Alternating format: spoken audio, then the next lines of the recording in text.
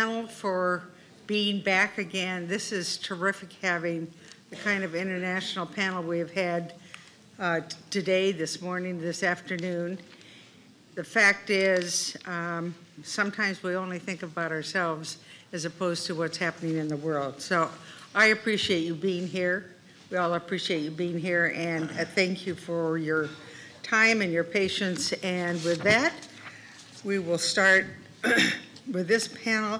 This is a chance for you to ask questions in depth. And if we are good about it, we can go 2 rounds. You'll each have 12 minutes.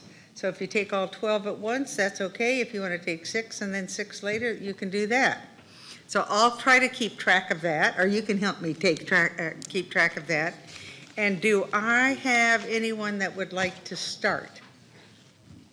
I'll start. All right, Ms. Woolsey, Representative Woolsey. So my question is to each of you.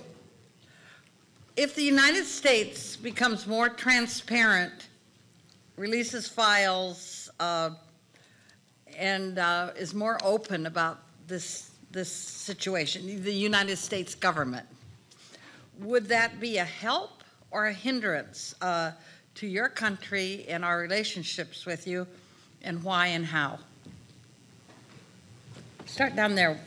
Okay. Well, first of all, I'd like to clarify for the record, because a lot of people have a misconception that all these other countries have been wonderful and released all these files, and then the U.S. has released nothing, which is totally not true.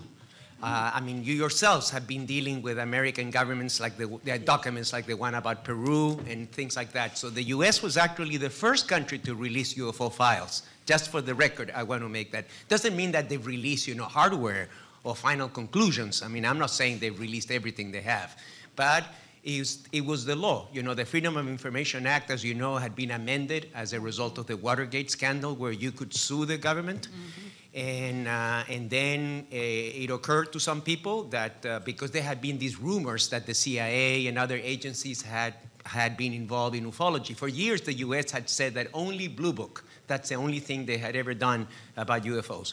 So there was a famous lawsuit around 1977 against the CIA for their files on UFOs, because there was many indications that they had done this thing called the Robertson Panel in 1953, a scientific conference on UFOs. And there was a group formed called Citizens Against UFO Secrecy back in those days. I know the story very well because that's when I was getting started as a journalist in the subject. And they sued the CIA, because the law had been amended, and now you could, in the old days, you were at the mercy of the government. Like the British used to be too, until they passed the similar law, where basically the government would release what they pleased, and you had no recourse. But after Watergate, they amended that law, and so this group sued the CIA, and the CIA knew that they were going to lose the case because there was enough evidence about at least the Robertson Panel. Mm-hmm. So rather than go to court and be humiliated by a judge, they decided to cut their losses, and they released 1,000 pages of documents. And that made huge front page stories. I mean, it was on the New York Times, on the Washington Post. It was a big story at the time. But now there's kind of a amnesia, within, and this, partly the UFO community themselves are guilty for this, because it's kind of politically correct to always criticize the US government and say that the foreign governments are great. Well, it's the same thing. I mean, the Russians sure have released some things. Have they released everything? No. And the same, maybe some of the smaller countries might have released everything because they have less complex programs.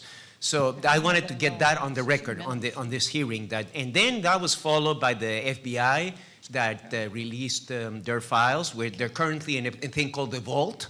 And they're online, and then the Defense Intelligence Agency and everything. And so the U.S. government has released stuff, but there's still a lot of gaps. I think we definitely would be helpful for everybody that everybody releases just about everything, unless it was something of truly national security that would affect that country. But otherwise, too much secrecy, it doesn't help anybody. Good. Thank you very much, Mr. I figure we've got 2, 4, 6, 8 minutes left. If you can kind of think in 2-minute segments, I'd appreciate it.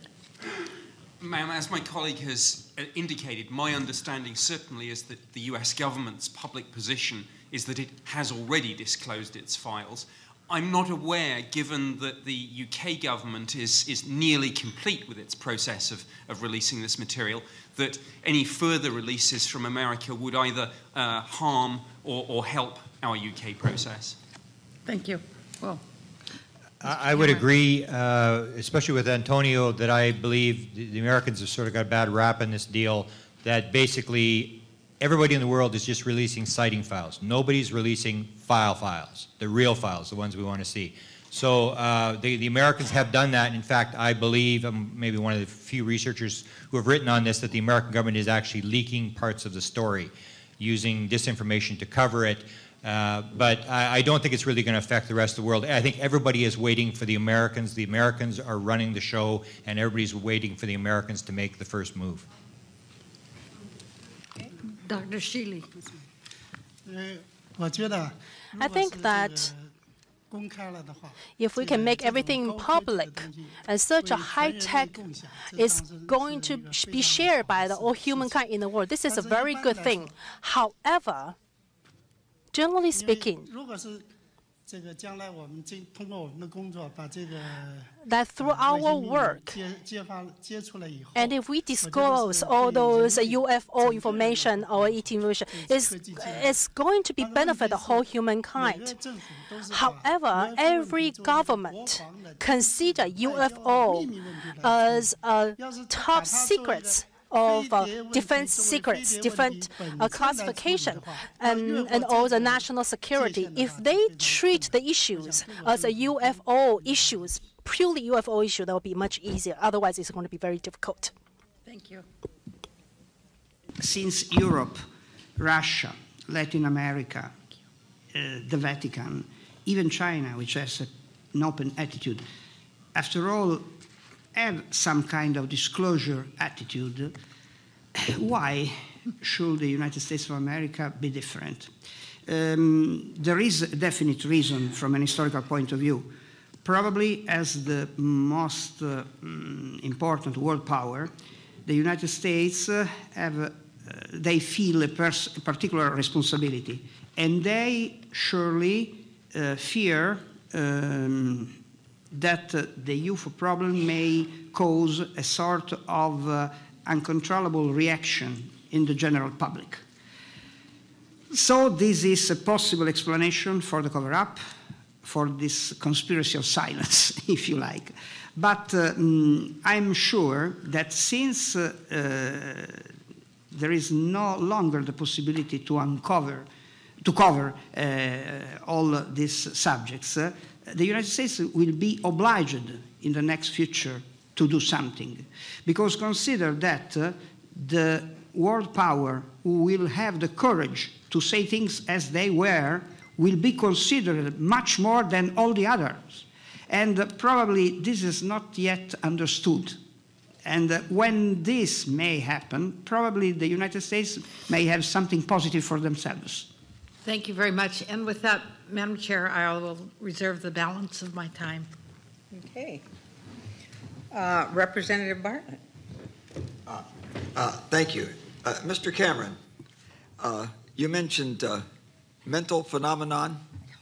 Is that related to the to an interest in consciousness, and could you explain a bit? Okay, let me give you the examples. I only figured this out a year ago. I've known about the top secret memo and the reference to mental phenomena. When we later, when it occurred to me what had happened, we, as I mentioned in my testimony, we ran across Dr. Eric Walker, who was the former president at Penn State University, and during the conversations interviewers were having with him, they were pressing him on MJ-12, who runs the cover-up, is it all Americans, is there more than 12 people? And Walker cut him off. This is 1991, 41 years later. Walker cuts him off and says, let me ask you a question. What do you know about ESP? The interviewer from Britain had no idea what to say. Walker answered his own question. He said, look, unless you understand about ESP and how it works, you will not be taken in. He's referring to the control group. Very few people understand it. Then 2 years later, Ben Rich, who ran Lockheed Skunk Works, And I can remind the Congress that you guys funded all these operations, the U-2, the SR-71, the stealth fighter, the stealth bomber, the drones. This guy ran Lockheed Skunk Works in 1993. He's giving a lecture to the UCLA engineering alumni. And he stands up and the last slide that he shows is a flying saucer. And he says, we now have the technology to take ET home. We've discovered the mistake in the equation, and it's going to take an act of God to get this thing out of Congress because it's so deep black. Two of the people in the room were UFO researchers. They chased him out of the room, realizing this was a significant point in history. And they said to him, Mr. Rich, you said you've discovered the mistake in the equation. What are you talking about? We're interested in UFO propulsion. How does it work? And just like the Canadians in 1950, just like 1991, Eric Walker, Rich turns around and says to him, let me ask you a question. What do you know about ESP? The one guy says, that just means everything in time and space is connected. He said, that's how it works. Wow. Thank you. Mr. Pope, you mentioned air safety issues. With the maneuverability of these craft, do you mean that we're concerned that they would be hostile or they'd accidentally run into us or vice versa? Well, sir, it's more it's the possibility of a collision between a commercial or military aircraft and whatever these UFOs might turn out to be. That was the concern. And I mentioned that there are on case file a number of near misses. Indeed, I believe a new case was publicized in mainstream media just 2 days ago.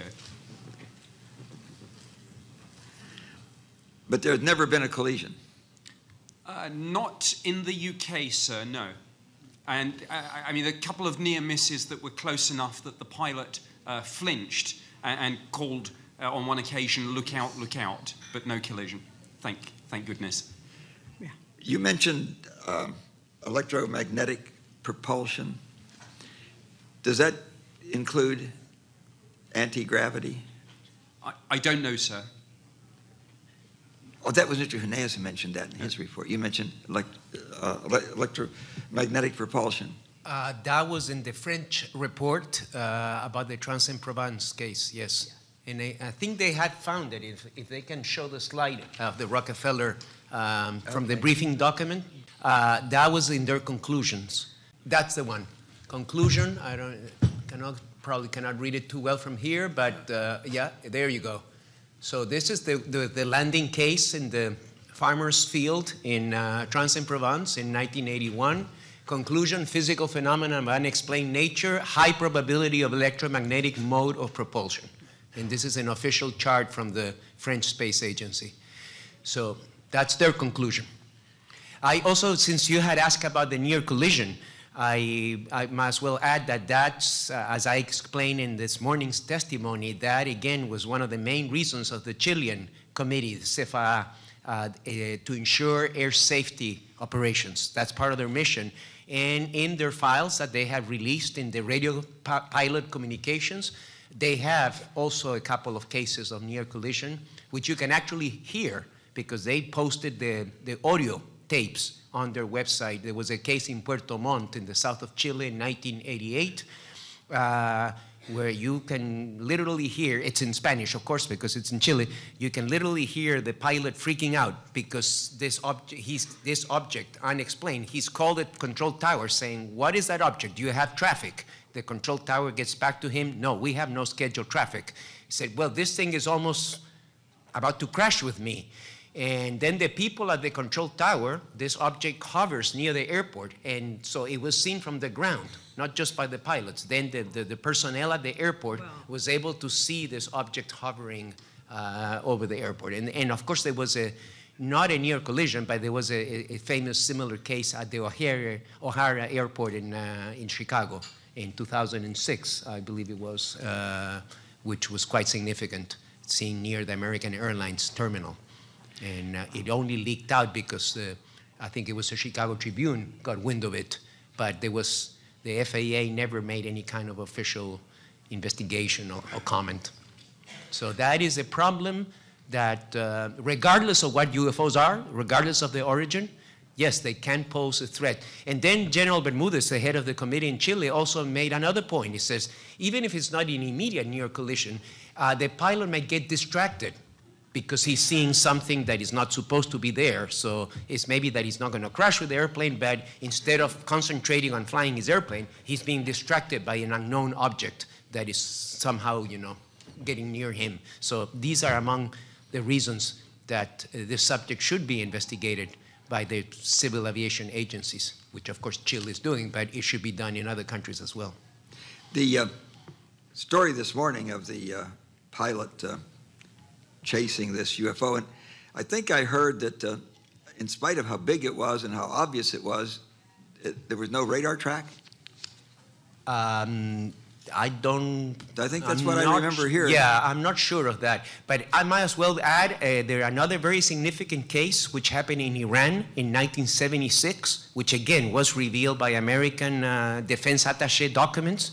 That's how the case became public. Very famous case. The pilot at the time was a captain, eventually became a major general in the Iranian Air Force. In fact, he came and testified at a previous symposium here at the National Press Club.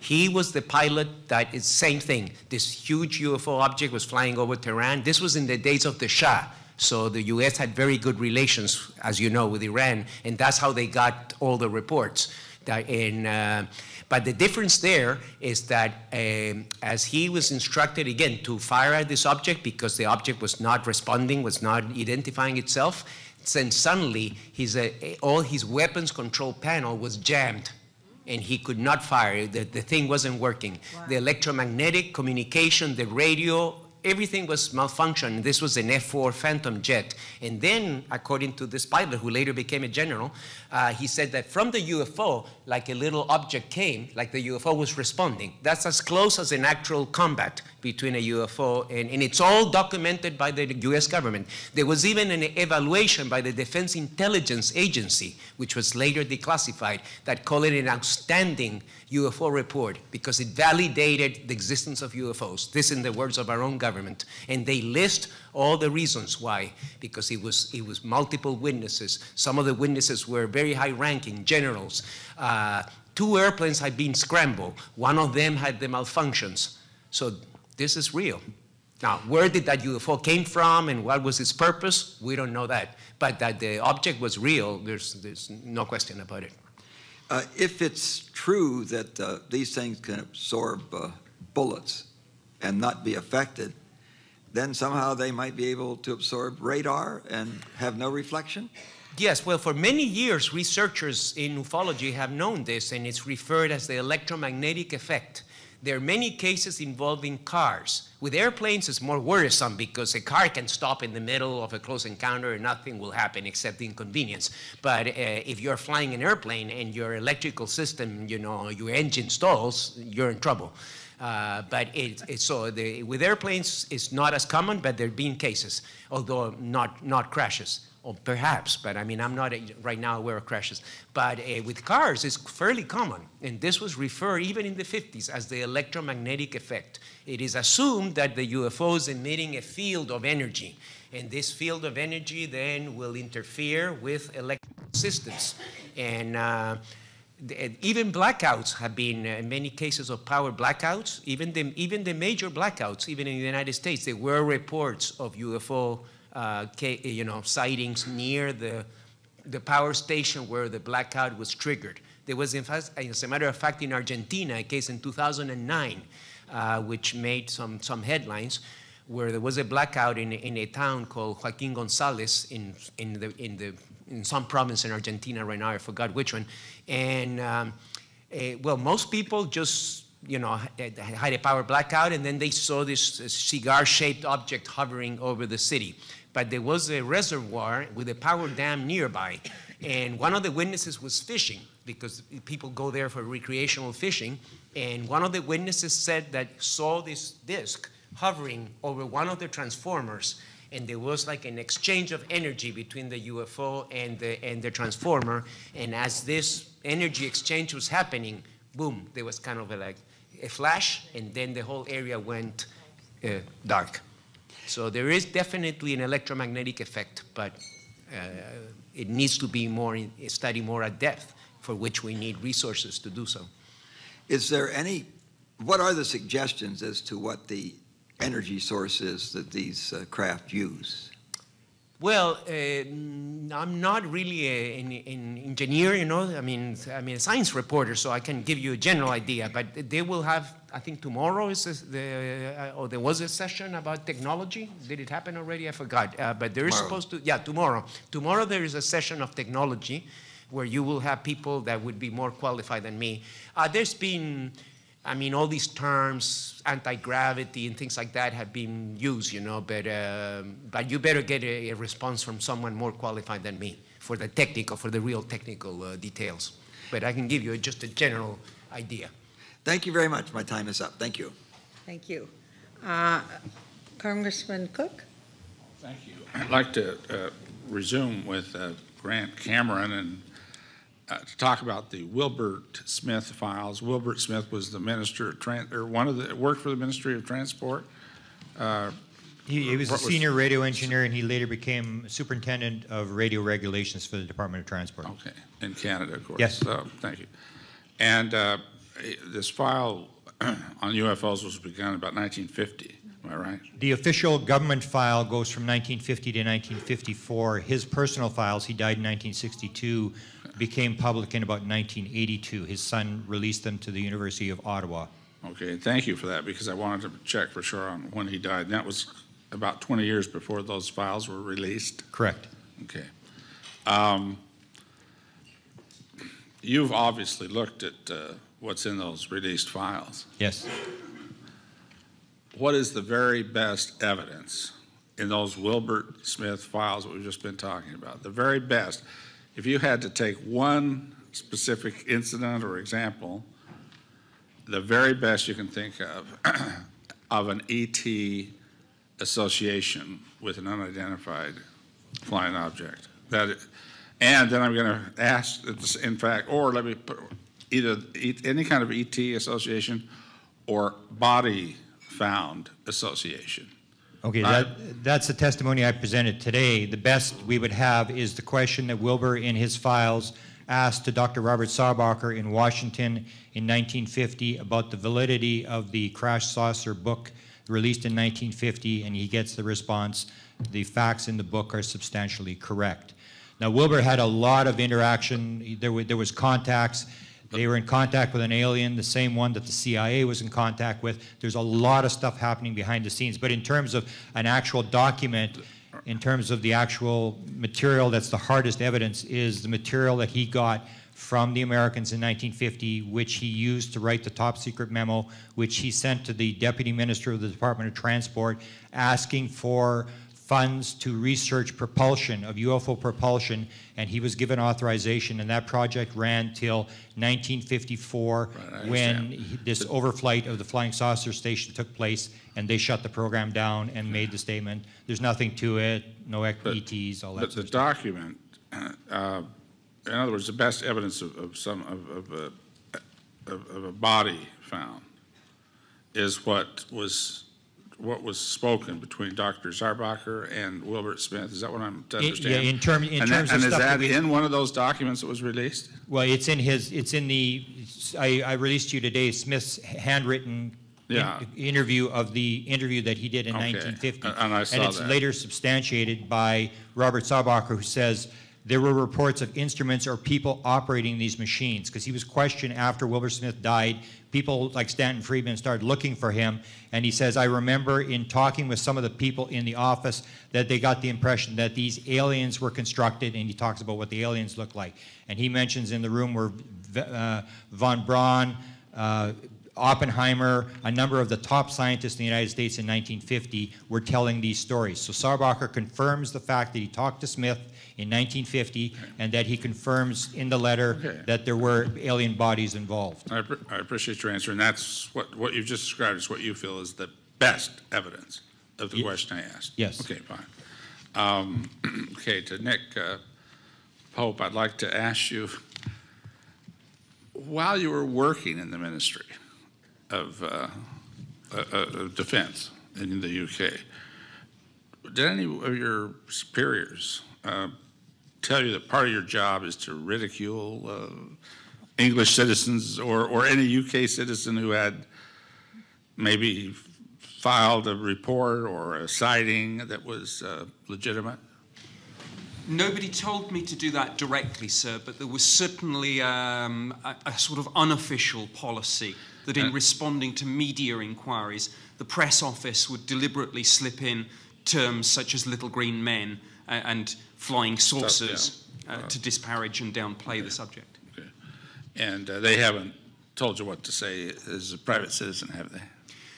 No, sir, but when I've written books, which I have in the past, I've had to submit those for official security clearance. Okay, now I'd like to turn to our witness from the People's Republic of China.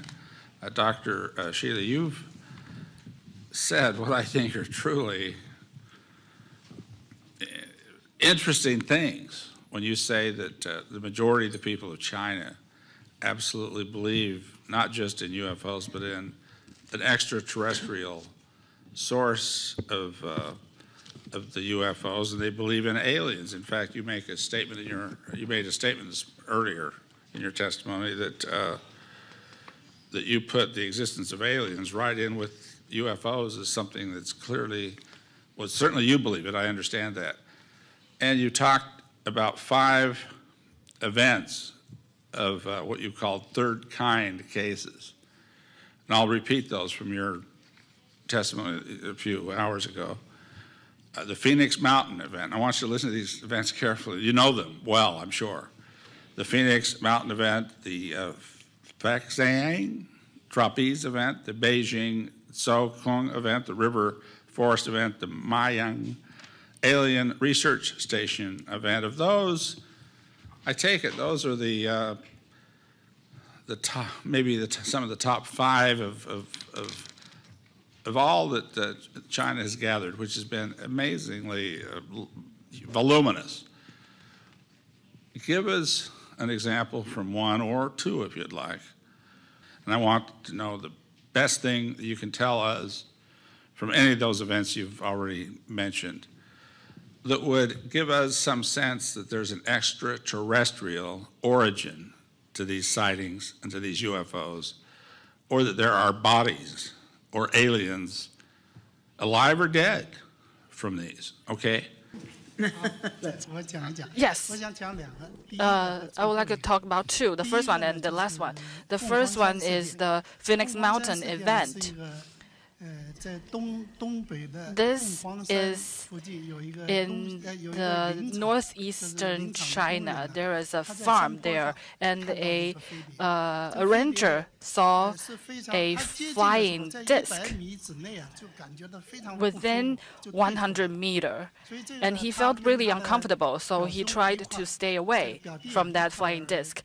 And he and his cousin felt that. I hate to interrupt, but could you give us the year of this, or the time for its central time?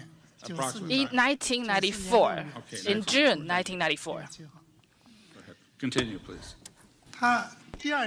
So on the second day, this rancher led a dozen of people from the same farm trying to find that flying disc again. And what happened was that there was a lightning coming from the sky, and he was attacked by this lightning right on his head. So he fainted, and during the time that he was out, he felt that aliens were communicating with him. He had a lot of physical reactions, and he claimed that aliens had implanted some objects into his body. And after that, this alien also had sexual contact with him. And after that, he was told that this sexual contact is very... or anything, but I do... Anything you can refer to that would show something that could make the Chinese government or any other government aware of any of this, to make this story so far which is a pretty significant story, of course, but to make it accepted by, does the Chinese government know about this story? Let me put it that way. And have they commented on it? And have they, what evidence has been given to them about the story you just outlined? Well, we have a lot of evidence in this event. We have gathered more than 100 people and conducted more than a dozen of investigations. We have used lie detectors to test and verify the truthfulness of the things that these people are claiming. So we have gathered information and we have done investigation in this area. And in this incident, we have seen this very special interaction between aliens and human beings. Would be your prime case, rather than say the Beijing Zhou event, as terms of the question I asked, which is your best evidence of extraterrestrial involvement, or an alien, or which you've certainly described. You've described aliens a little more. With more activities than anybody else has described them in the 3 or 4 days here. And so I just want to know to what extent the Chinese government is really aware or believes it, and that doesn't necessarily prove it one way or the other by any means, but I just want to know where documentation can be, where we can start working on this case, because it's kind of an interesting one, very interesting one. Right. The Chinese government, I think they know, because this incident was very, very hotly spread within the country. Everybody knows. It's very popular. It was reported everywhere. But after more than 10 years of research and investigation and verification, as well as evidence collection, which included the tracks that the UFOs have left in the mountains, and the trees and the plants that were destructed by their landing. We have gathered all those evidence. And we have also brought scientists to... I understand. Thank you for your testimony. I'd like to reserve the balance of my time. Thank you. Thank you. We're down to you, Representative. Yes, I'm sorry, Senator.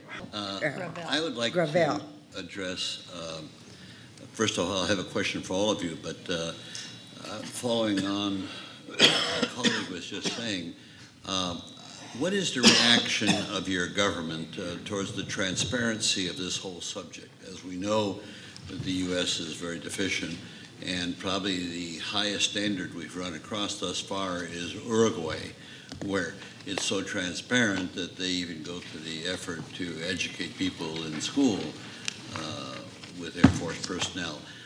In China, what is the government transparent about this? Is there an official position in that regard?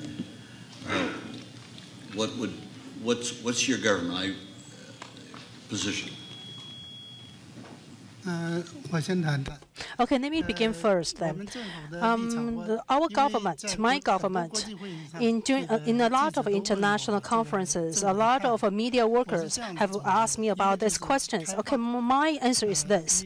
This is to be open and to be objective and be pragmatic. And another thing is that being cautious. That is very, the position is that to be cautious. Well, the reason that we need to open up is because China is going through the opening up and the transparent. So under this kind of circumstances, we can talk about this. And also, the government is not very strict about keeping everything secret. For example, in the Air Force that they have the combat with the UFO. And we have interview on all those of the stories, and they told us truthfully of their encounter. And sometimes the militaries, when they don't understand of some certain situations, they even come to us to consult us. So that we will try to relay some of the information on UFO to them. And however, we still be very cautious and vigilant as well. They don't want to take a non-scientific way of approach of studying UFO. They don't want to mix with anything that is not scientific. So they don't want any distractions. If only a purely UFO incident or ET incident, and the government will not interfere with any investigation, they will give us a more lax situation. That's commendable on the part of your government. I just have one general question, and I apologize for excusing myself earlier. Is anybody familiar with Dr. Wood, a woman PhD on directed energy? She has written extensively about the use of directed energy to bring down the Twin Towers on 9/11. Are any of you, or maybe this is a question for the scientific panel tomorrow, or certainly my colleague here, but has any of you run across the issue of directed energy with respect to the UFO or the energy that obviously they possess that we don't understand for propulsion? And I would start with my colleague from Italy. A consideration may be done in the case of unidentified submerged objects. As far as we know, when they are in the hydrosphere, these objects, well, they do not are in direct contact with the water. It seems that they are covered by a sort of pillow of energy, and this prevents any contact with the shell, with, you understand, with the hull.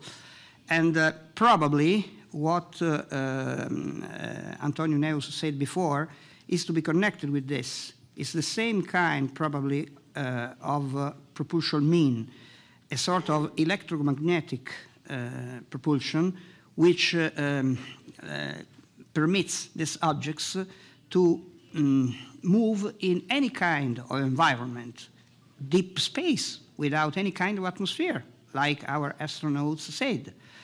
Any kind of atmosphere, ours or any other planets.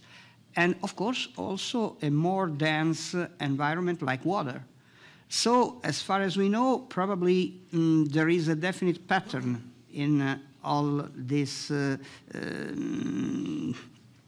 the possibility of an electromagnetic and anti-gravity system. Frankly, we still have to learn a lot about this. Thank you. Any other comments on that? Senator, Nick? yes. And with apologies for not having printed this off for the committee, but it was 468 pages. I can supply a hyperlink. We accept that apology. Though the Ministry of Defence were talking about the possibility that some UFOs were exotic plasmas, 3 sentences might be directly relevant to your question from Project Condine's final report. It says, there is evidence from openly published scientific papers that scientists in the former Soviet Union have taken a particular interest in UFO phenomena. They have identified the close connection with plasma technologies and are pursuing related technologies for potential military purposes. For example, very high power energy generation, RF weapons, impulse radars, air vehicle drag and radar signature reduction or control, and possibly for radar reflecting decoys. Very good. Antonio, please. Yes, Senator. Just wanted to add that one of the first people that looked at the propulsion systems of UFOs was one of the most qualified persons, because it was Professor Hermann Oberth, who was one of the fathers of the space age. As you know, the space age has 3 fathers, Tsiolkovsky in Russia, Robert Goddard in the United States, and Oberth in Germany. He was the mentor of von Braun. And he later worked for us too, like many of the German scientists from Operation Paperclip and that whole episode. But Oberth in the 50s became very interested in ufology. So one of the guys that invented rocket, he wrote the classic book about the rocket into interplanetary space. This was published in German in 1922, long time before the Nazis. And so it was a brilliant man. I'm honored that I met him when he was something like 96 years old. I didn't speak German, so I cannot say that I interviewed him, but at least I had the pleasure of meeting one of the fathers of the space age. I had to go to his house near Nuremberg. But he had wrote some papers, some articles, and obviously he was eminently qualified. The technical things I would have to look in my notes, so I don't want to speculate. One of the things he had to say though is because of the maneuverability, the change of course and 90-degree changes, turns and things like that, the pilots or whoever beings were inside these objects had to be shielded from the rest of it. Otherwise, they would be crushed to death, he said. And these were in some papers he wrote in the 1950s. So actually, in the Rockefeller briefing document that I co-authored, in the quotation section, we do have some key quotes from Hermann Oberth. But if you're interested, I can get you some other articles that he published about this subject. There's another American scientist who used to work for NASA, Paul Hill, I believe was his name, who wrote a book after his death. I think his daughter had found these notes or whatever, and it was called Unconventional Flying Objects. And that's a pretty serious, sober, highly technical discussion of propulsion. So there's been many people that, well, not many, but there have been a few qualified people. There are some other not qualified, I would disregard those, but at least there are a few. There was another German who used the pseudonym Ross Sigma, who published a book called Ether Technologies. That was not his real name. I think his real name was Schneider Franken or something like that. I think he had maybe worked in Peenemünde also. Gordon Cooper, the astronaut Gordon Cooper, knew him. Gordon Cooper was very, very much interested in the UFO phenomenon. And so, yeah, there are several leads, although I'm sure that there are plenty more, but that would be classified. Great. Thank you very much. Madam Chairman, I reserve the time or share the time with anybody who wants to use it. All right. Congresswoman Kilpatrick. Thank you, Madam Chair. I was happy to hear in this afternoon session, after 3.5 days being here, that Mr. Huneeus, Pope, and Cameron did say the U.S. has participated a bit. I've been led to believe up until an hour ago that we hadn't done anything and that we were the big bear in the room. So I'm glad to hear that you acknowledge that we've done something. Yes, absolutely. You further went on to say the CIA was sued and released theirs in 1977. I think you said that, Mr. Huneeus, which is good. I don't want you, yeah, this is a little editorial right here, that's all. Then the FBI did follow suit later and released it. I think, Mr. Cameron, you said, yeah, they released it. They're sitting files, but not the real thing. I think my question on all of that, releasing of the files, and I'm glad they did it, ordered by the court or otherwise, and that you all acknowledge that. That's good for our country to know that, for us here on the panel for sure. Did they acknowledge, do they believe that UFOs are real or not?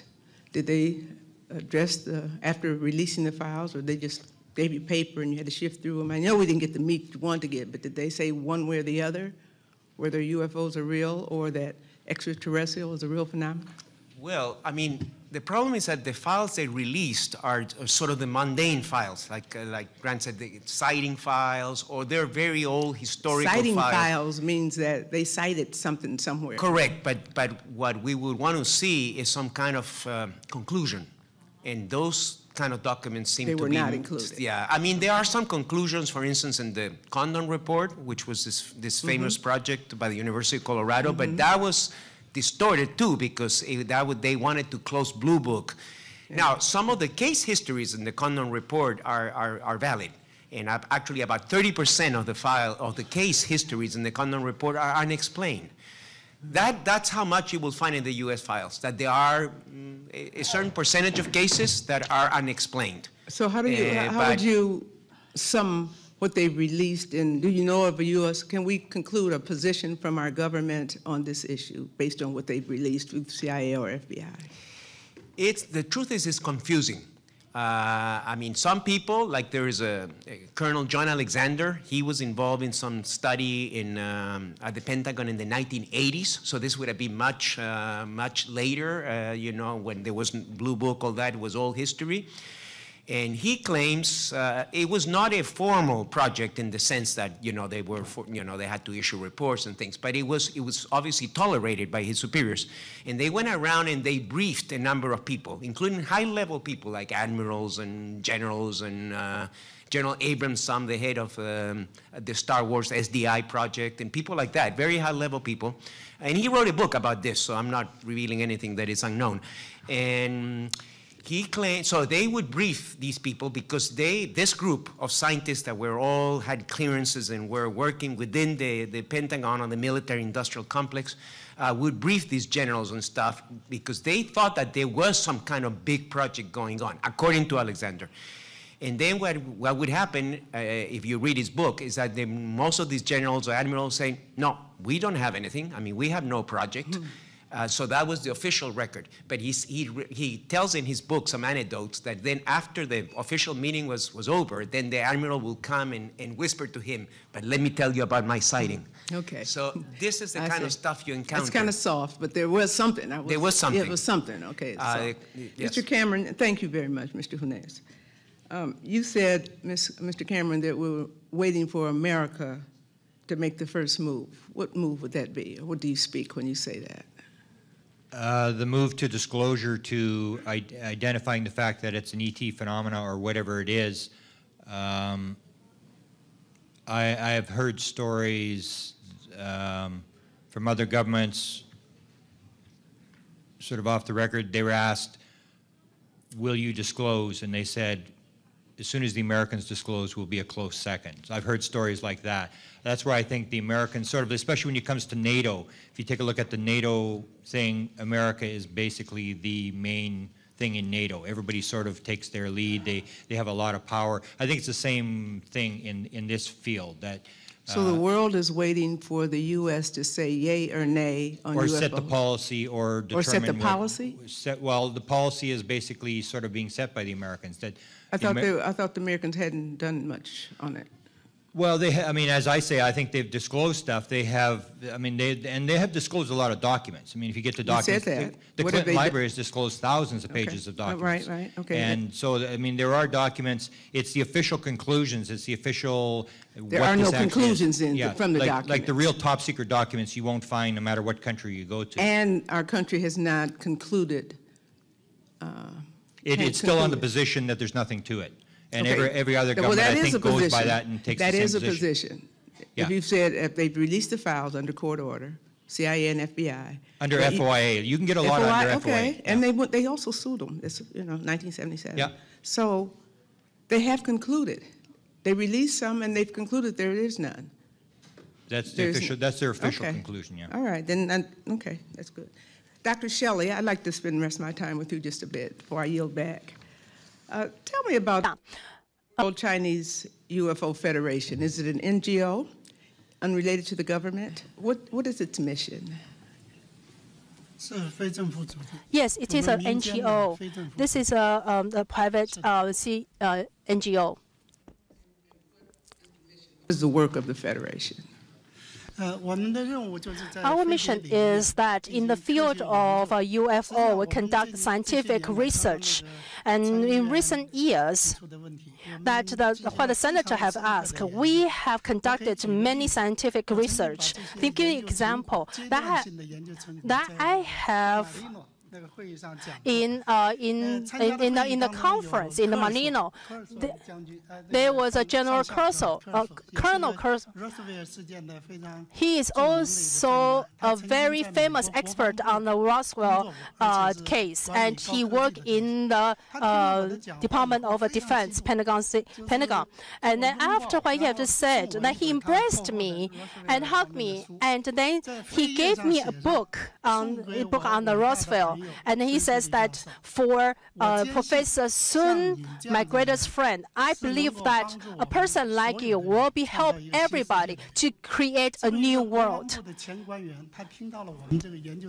This was from a former Pentagon official who was so excited after learning about our scientific research results. Now we have a technology to turn water into anything, into fuel, into food, turning stone into food and into food. We're researching on these new technologies. We have many new things, new scientific research like this. We're now trying to find where aliens come from so that we can be inspired by them in the scientific area. But when saying that, we do have some scientific research and results in some particular areas already. Why did I say that we all have this nature to find our roots? I think that's in our DNA. The other one that you are very much involved in is the China UFO Research Institute, established in 1980. What is it? How does it work? What is its mission? Yes, the mission for this institute is to explore UFO issues scientifically. We go to conferences, and we also are interviewed constantly by international as well as domestic media. I mentioned the AP, CNN, BBC. This institute has been interviewed by all these media, and personally, I have been interviewed many, many times too. So actually, there are two folds. People who are engaged in these institutes, first, they are personally very interested in this topic, but also we have experts who are experts in areas such as how to make airplanes and astronomy and science. These experts use their expertise to do research.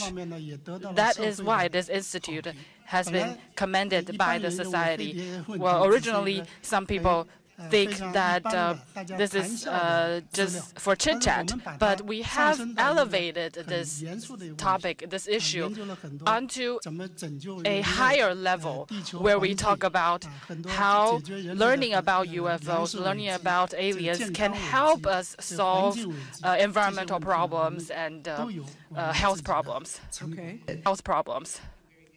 And is the Federation or the Institute located in any other countries outside of China? Do you have branches anywhere else in the world? Yes, we do have branches outside of China.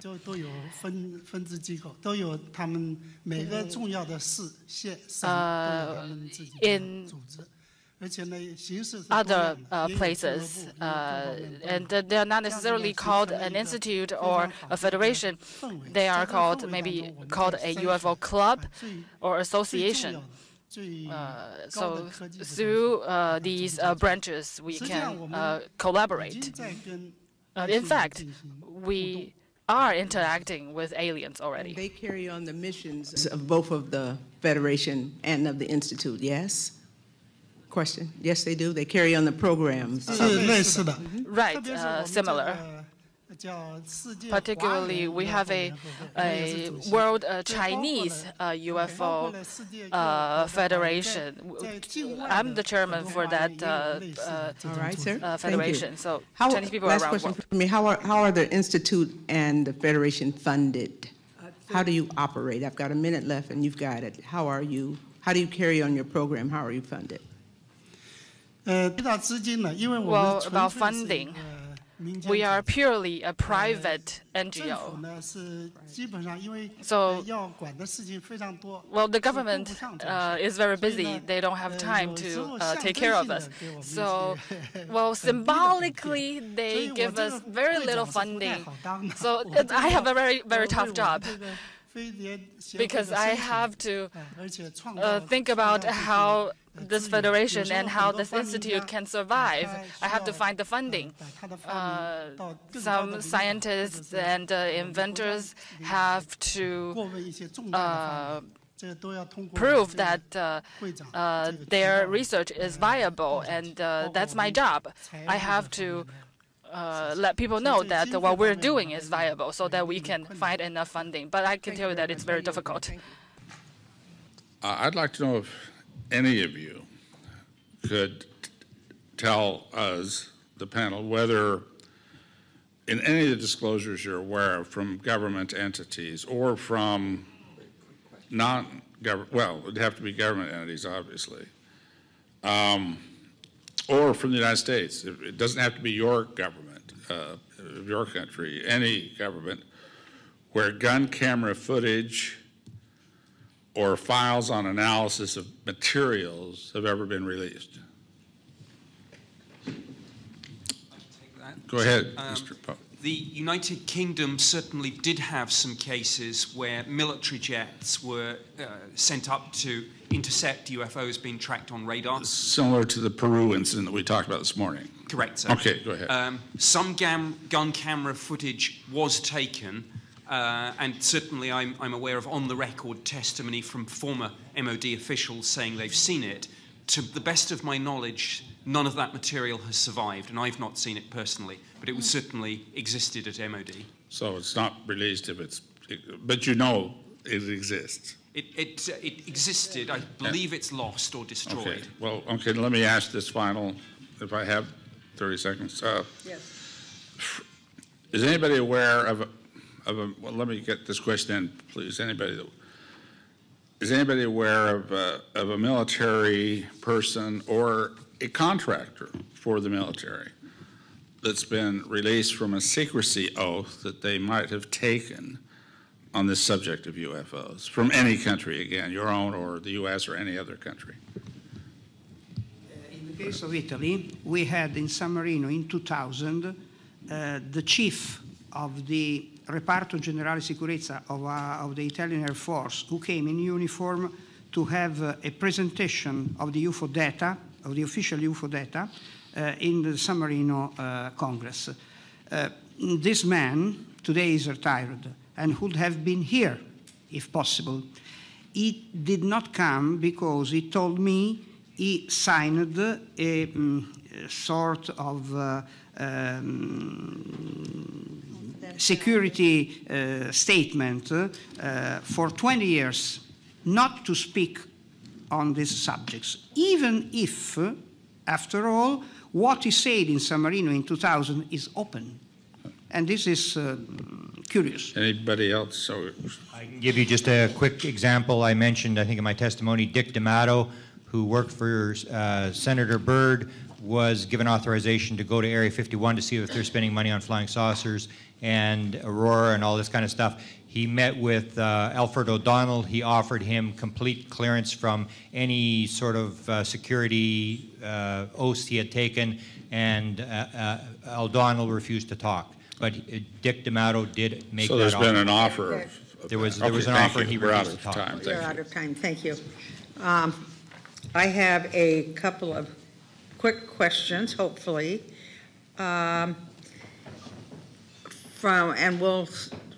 anyone can answer. I'd like to hear from all of you if we can do it short period of time. What are the practical steps that we can do to take this issue forward? And is an international cooperative like the United Nations a possibility? Yes, there is a possibility. Okay. You know that the Grenada resolution was simply frozen, and any member state of the United States could take this resolution and to put it into the agenda. Then we will have a vote from the United Nations, and we will see if by case this permanent commission for UFOs in the United Nations may be created or not. Personally, I tried to do something with the San Marino Republic, with the Republic of San Marino, which is a member state of the United Nations. But frankly, I had some problems. We had some problems because the first question they asked me is, okay, but what do you think the United States government may think about this? I have nothing else to say. Okay, Antonio? The UN, of course, would be excellent in my conversations with the different heads of the South American agencies. They're eager because, you know, they feel that, okay, they have these programs, which most of them have started recently, except Uruguay, who were the pioneers. Right. But they have nowhere to report.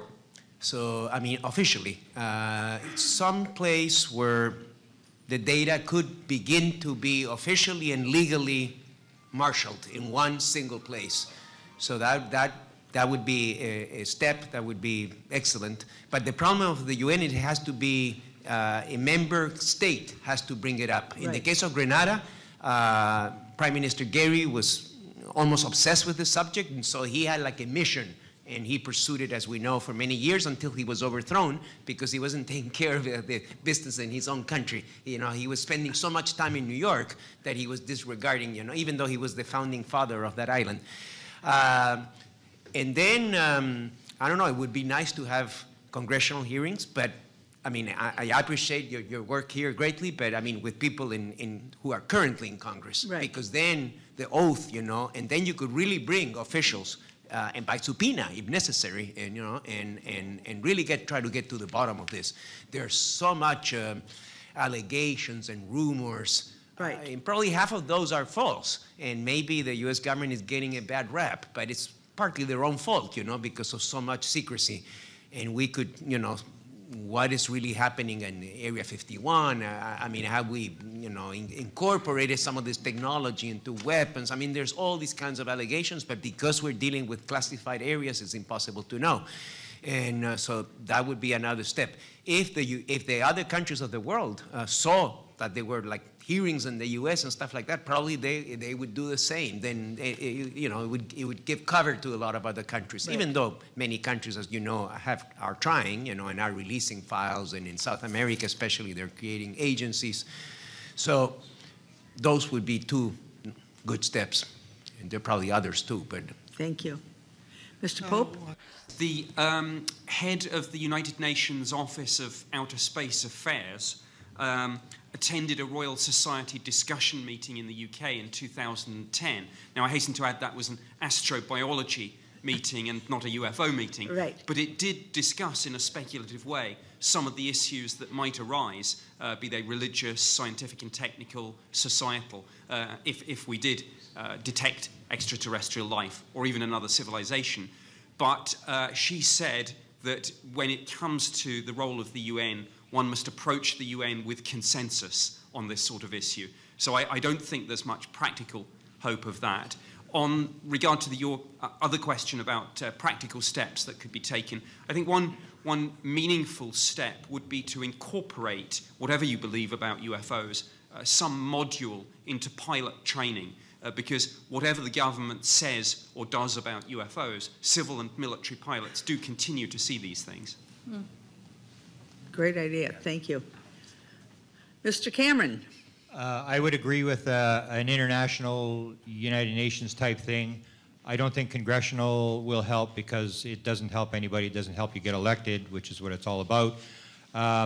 In terms of this week, I think we're no different than any other social or political movement, no matter how important we think we are, and when the time is right, it'll happen, and we have to keep making moves, and I think the move we've made this week to do this is a step ahead, so we are making steps, and it's like the women's right to vote. It started in 1848. They didn't get the right to vote till 1920, and even then their problems weren't solved. We're no different. We've got to make moves. We've got to put pressure on. That's how I think it's going to happen. Thank you. Dr. Shelley? Yes, I've talked about, I'm trying to facilitate a summit meeting to talk about UFO and universe, and universal exploration. And not only that, And we have, as a humankind, we've encountered many problems. Probably in this summit, we'll be able to solve some of the difficulties. Now, we are trying to cohesive the strength of all over the world. Now, I'm trying to form a committee of the thinkers all over the world and try to gather all the intellectuals around the world together. And also that we should come to a conclusion on all the cases. And a few years ago, some of experts and that some of people that advised that Senator Goldwater, whether he could conduct investigation or promote investigation of the Area 51. He did not believe about this Area 51, and I was very honored. He invited me, and so we had a small group formed, and Senator Goldwater was a chair and I was a co-chair, and then regretfully he was quite old at the time, and he went to the hospital. That so he asked his secretary to apologize for me for the unsuccessful of this forming a group. So you can see that for such a prestigious person to be involved in the investigation, if we can get somebody like that, we will come to a fruitful conclusion. This is a very major event. If after the investigation and we come to a conclusion that there is no UFO or ET, then that's fine. But if we can verify there is actually UFO and ET, that's great. Mr. Pinotti, you already gave your answer to this one, didn't you? Excuse me? Did you give your answer to this question? Yes, I think you did, yeah. You started. The problem of interacting on international level and having the possibility to bring this argument to the attention of United Nations and so on is a big one. I think that probably little nations may be more interested. Big nations may have big problems. In fact, as I told before, I tried to move something with the little Republic of San Marino, since this could be extremely simple. But there are problems because, you see, for instance, in Italy, even if we have an official UFO group in the Italian Air Force, we have the facts, but we have no study, in the sense that our military say we are all involved in defense. That's all. We don't like to draw any conclusion. If we still have this attitude, at the political level, everywhere, we will not be able to do anything. And so I think that we must change our mentality, our way of thinking. We should be aware of the fact that we are facing something absolutely new and absolutely real and absolutely from outside. Don't remember that the first UFO sightings occurred in Europe and particularly in Italy in the 30s. They were advanced, intelligent, piloted crafts. They were studied by the fascist government. Okay. Nobody knew this up to some years ago. But if this is true, and this is true, this means that these objects do not come from the Earth. They come from outside the Earth. And if this is true, we should be aware that we are facing an historical argument. We are still discussing. And from a sociological point of view, I think that we are not too different from the cargo cult people who spoke in the Pacific after the World War II about the passing airplanes. And they thought they were some kind of divine means and so on.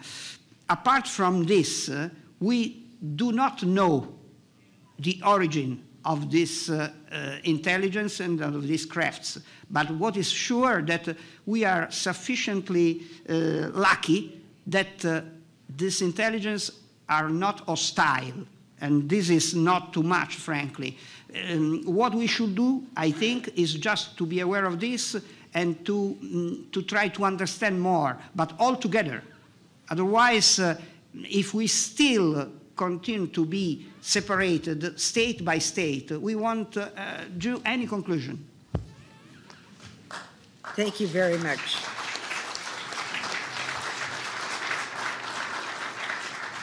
Senator Gravel, you have 3 minutes left.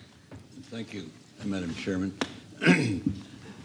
Oh, your son. Following along with your recommendations,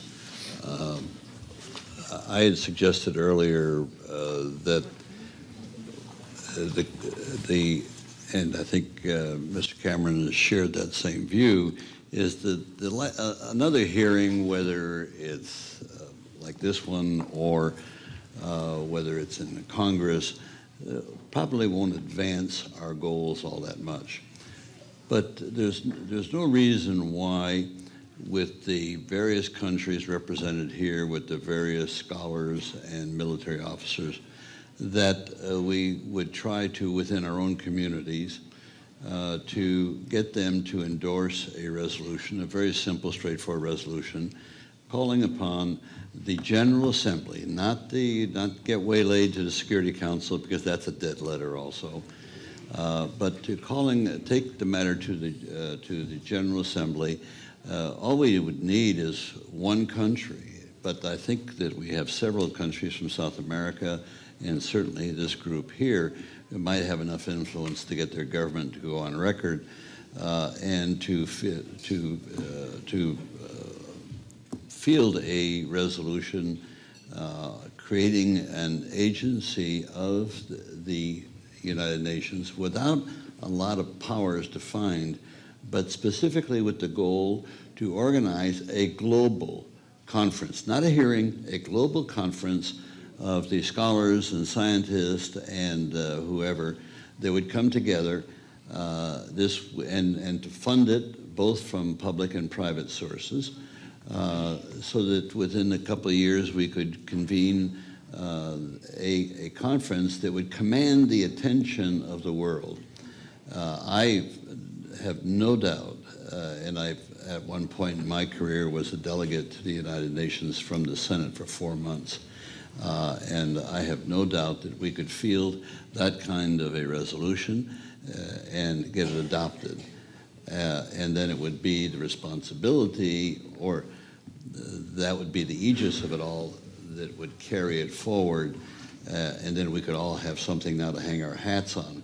Right now, we're hanging our hat on the fine work that has been putting together this particular conference, but we can elevate it one notch higher, and not one notch higher. I mean, we can elevate it right to where it really belongs as an issue, because it's a global issue. We could elevate it right to the General Assembly of the United Nations, and I think that that's. And so, what?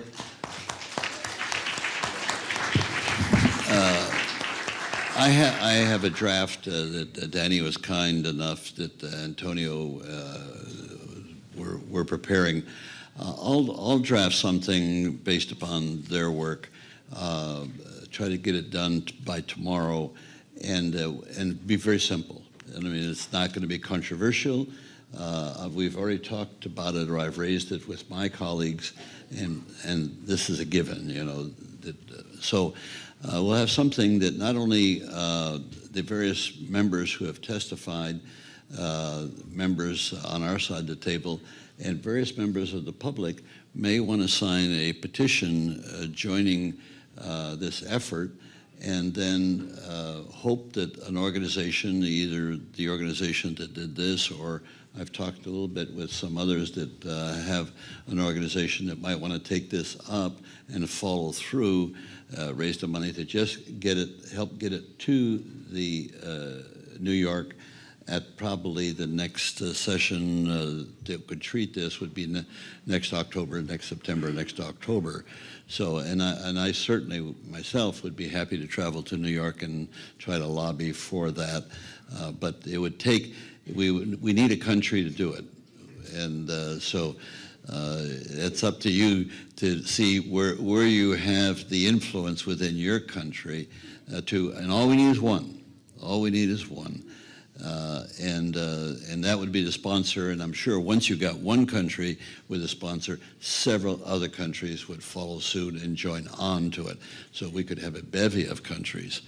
And I think, just to end on this time, I would guarantee that it would pass, because there's a lot of resentment in the General Assembly with respect to the conduct of the Security Council in a lot of other affairs. Your time is up. Thank you. So we'll be at this tomorrow. I want to thank our panel today. You have been here, and appreciate your time and your effort and your willingness to speak up. And with that, we are adjourned.